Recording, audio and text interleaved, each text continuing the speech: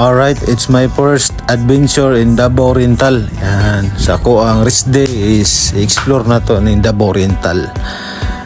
Along the way is daghang prutas na makita ug ang Aliwagwag Falls. Yan, before ta magabot sa to ang destination sa Ilianis Beach Resort.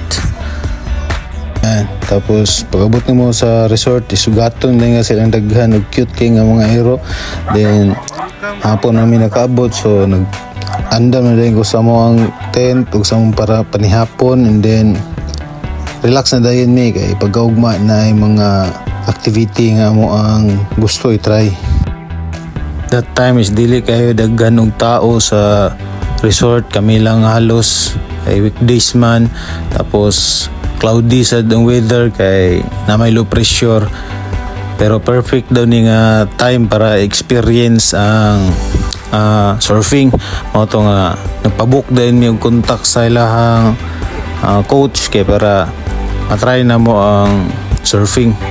Naman na siya si Coach Kokoy, guys.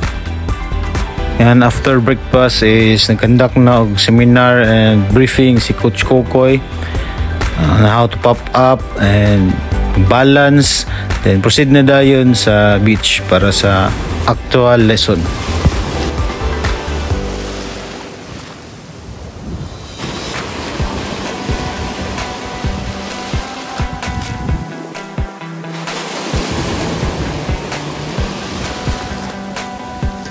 Actually, kining adlaw is dili ay daghag balod, dili pugay dagkog balod, which is perfect daw para sa beginners kasama nako.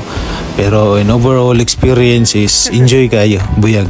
Tapos paghuman sa mo ang lesson is nag-proceed din mi dito sa mga next destination, nilaagan ang Isla San Victor. Yan.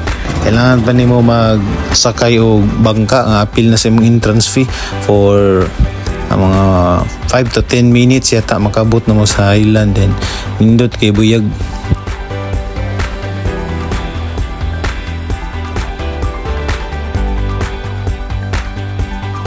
Alright, yan. Feeling VIP kita din na, guys, no? Siyempre, first time na ito magalaag na San Victor. Nindot kay buyag. Anyway, ang VIP, guys, is very ignorant person na siya. Buyag, peaceful, o nindot kaayo ang lugar sa San Victor Islands, guys. Appreciate yun mo. Nindot kay da buyag.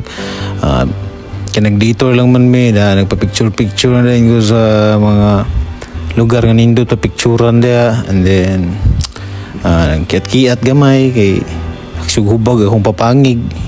Then in overall experience is nindot kayo din na sa Isla San Victor, and hopefully makabalik ta dira pohon. Then after ato nga laag sa San Victor is nibalik na dami sa Ilianis ug didto natulog. Pagkabuntag is another session na pod para sa surfing. Kana ang tawag na, guys, is paddling. Kanang ibuhat ni Coach Kokoy is paddling to catch the wave. Ano yung technique na ginagamit kay siya lang isa. Pro na pod kay na siya. Buyag, hawag na siya. Ako kailangan ba na ako itulak? Pwede ko katarong balance kayo kay siyempre beginners pa.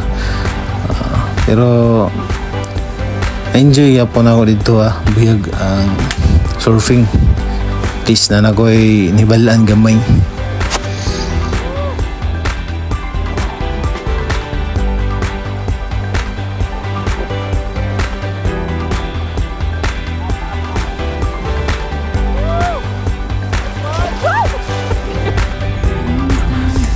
After to is naguli na dahil may padulong Jinsan para celebrate ang birthday sa akong mama.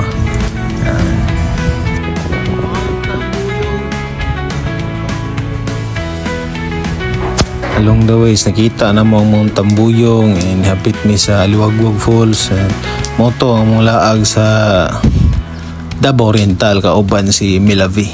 Nice kayo. Alright.